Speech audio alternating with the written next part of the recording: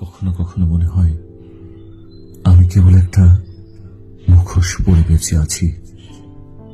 হাসি দেই, কথা বলি, কিন্তু ভেতরে কোথাও চুপচাপ একটা কান্না জমে আছে। সবাই ভাবে আমি ভালো আছি, কিন্তু কেউ দেখে না আমার চোখের ক্লান্তি।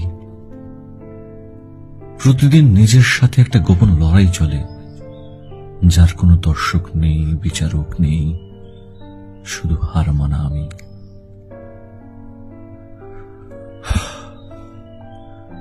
জীবনের দিকে তাকালেই মনে হয় আমি যেন কেবল হেরে যাওয়া পৃষ্ঠাগুলোর একজন লেখক। সবকিছু লিখে একা কোথাও হারিয়ে যেতে ইচ্ছা করে, যেখানে কোনো প্রশ্ন নেই, নেই কোনো জবাবের দায়।